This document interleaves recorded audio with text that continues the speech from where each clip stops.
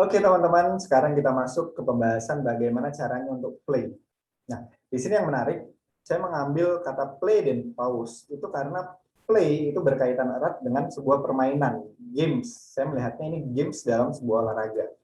Oke, kalau kita melihat atlet gitu dalam olahraga, teman-teman yang suka olahraga, ketika dia bermain, dia pasti berfokus ke permainannya doang.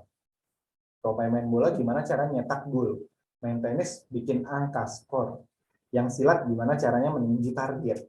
Nah, seperti inilah juga yang diharapkan dari play and pause, agar kita bisa bertindak seperti atlet ketika kita bekerja. Jadi kita bukan cuma mengerjakan apa yang kita lakukan tanpa ada performa yang baik, tapi kita benar-benar bekerja sebagaimana seorang atlet itu bekerja atau bermain untuk mencapai skor atau kemenangan. Nah, di sini sekarang gimana caranya untuk play agar kita bisa berfokus, agar kita bisa single tasking. Nah, yang pertama adalah kita harus memiliki gambaran yang jelas di dalam pikiran kita, di dalam kepala kita. Apa yang membuat itu penting? Kalau umpamanya teman-teman sudah nonton e-course goal setting, pasti tahu pikiran kita berbicara dengan bahasa gambar. Ketika gambarannya nggak jelas, kita jadi bingung sebetulnya apa yang harus kita lakukan. Sama aja kalau umpamanya ingin membuat, anggap aja yang sederhana gaduh-gaduh gitu. Tapi gambar gaduh-gaduh nggak ada di kepala kita. Bingung kan kita. Gimana ya tahapannya membuat gaduh-gaduh? Tapi begitu gambar gaduh-gaduh itu jelas di kepala kita, oh ternyata gaduh-gaduh itu ada tahunya, ada togenya, ada sayur A, B, C segala macam gitu kan. Terus bumbunya bumbu kacang, kita jadi tahu. Oh berarti yang harus saya beli adalah tahu, toge, kacang, apa dan lain sebagainya. Kemudian prosesnya adalah merebus tahunya dulu atau digoreng. Kemudian togenya direbus dulu. Nah nanti setelah itu disatukan yang paling terakhir bumbunya ditaruh di paling atas. Misalkan seperti itu yang paling sederhana dari sebuah gaduh-gaduh doang gitu. Apalagi dari sebuah pekerjaan, misalkan ingin menulis, saya ingin menulis, tapi gambaran akhir tulisannya nggak ada di kepala. Bingung kan? Saya ingin menulis, cuman nulisnya apa ya? Pokoknya untuk motivasinya gimana? Ini yang penting bagi kita. Pertama, munculkan gambarannya dengan jelas di kepala kita. Agar kita mengerti sebetulnya apa yang kita inginkan, bagaimana step-stepnya. Kita bisa mengatur stepnya itu. Yang kedua adalah kita memprioritaskan. Jadi setelah udah ada gambarnya, oke, prioritas yang dilakukan pertama A, B, C, D. Dibikin rencana untuk mengerjakannya. Yang ketiga adalah menetapkan batas waktu. Nah ini penting ketika kita bekerja, karena terkadang orang ketika bekerja aja terus. Yang akhirnya apa? Kehabisan energi nggak selesai pekerjaannya, nggak produktif juga. Buat apa? Play dan pause itu terinspirasi dari konsep para atlet bermain, pertandingan di olahraga. Dan kita lihat semua pertandingan olahraga pasti ada break-nya, pasti ada istirahatnya.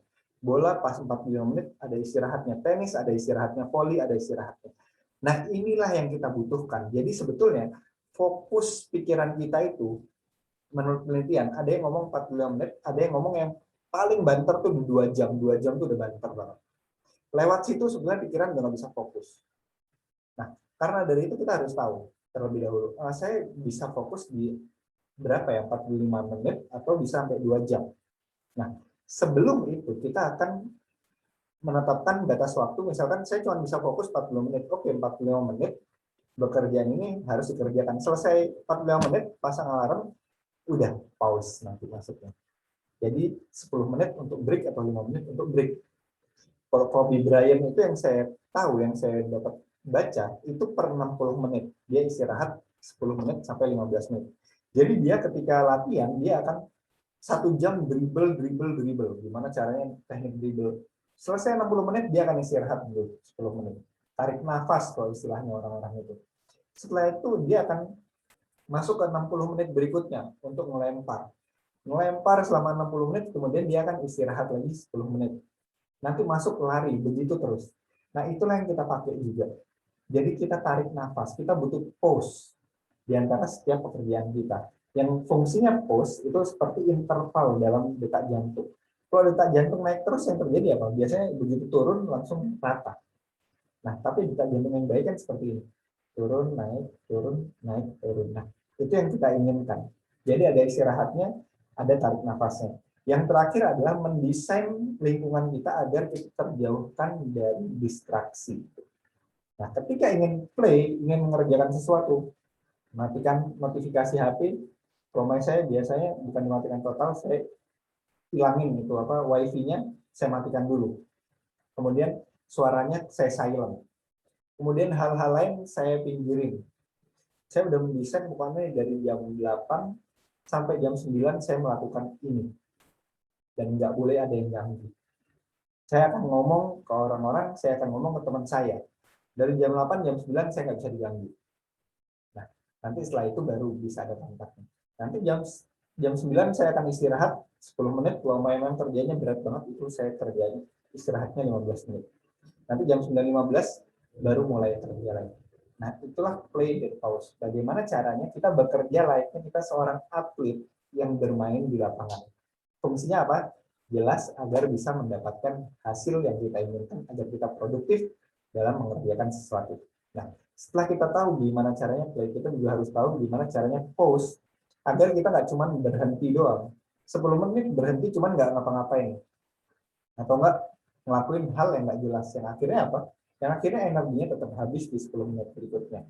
Tapi pause kita gunakan sepenuhnya untuk menaikkan energi kita. Langsung aja masuk ke video selanjutnya, yaitu membahas mengenai pause.